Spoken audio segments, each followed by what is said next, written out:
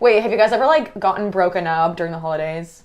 During a holiday? No. Oh, I mean, my God. Oh, I feel like she has a good story. Oh, my God. I have a crazy story. Oh, I'm excited One to hear this. that I've never shared with anyone, but I think it's been, I think it's been 5 years, so it's past the limit of, past the statute of limitations. Statute of limitations. Thank you very much. So I told you about like the whole like drug mule situation, right? Yeah. Have you heard it? Yeah. No, you told me. So basically, I had a boyfriend.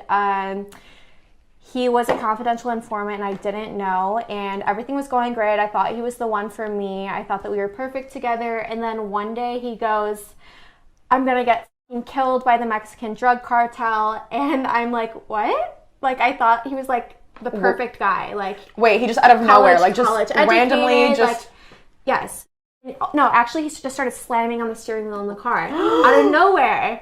And I'm like, what's going on right now? And he starts crying, and he's like, I'm about to get killed by the Mexican drug cartel. One of my friends stole drugs from them. And, like, he never did drugs in front of me, never talked about any of this. My so God. it was just completely out of nowhere. I thought I was dating, like, the most straight edge, like, Yo, guy catfish is real. Yeah.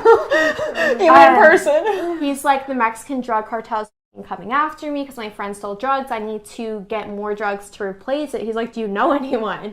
Yes, sweetie, of course. I know, like, I have, like, 10. I had went to prison as, like, a juvenile, so he knew that. So he thought that I would have, like, connections, but I've never been affiliated with drugs or, like, anything like that, so I didn't. And so, long story short, he ends up, like, sourcing drugs, and he told me that he was going... This is a really dark story. I know, I'm like... He started telling me, I said... How did it get to that? Okay, so he wanted me to sell them to someone. I forgot why, but it was like a whole reason. I was like, no, I will not sell drugs for you. Yeah. And he started like being like, oh, I'm going to kill myself. I'm going to shoot myself if you don't do this. Oh my God. The story's so This is like dark. It's like, hey, I'm with you, but it's like, hey, like, I'm going to kill myself if you don't sell drugs. Yeah, like he literally would be texting me like, hey, you need to go to this place right now and sell drugs to this person. I have a gun in my hand. I'm going to blow my brains out if you don't do this. And so the first time that he made me do it was the day before Christmas. Oh my God, that's so... And I'm crying, I'm texting him, I'm like, I don't want to sell drugs, I just got out of prison like a year ago. I don't want to go back to prison, I don't want to do anything illegal, bro. Oh my God. And so he's telling me he's going to blow his brains out, so I'm like, eventually I'm like, fine, I'll do it. And so, again, long story short, I do it. I had...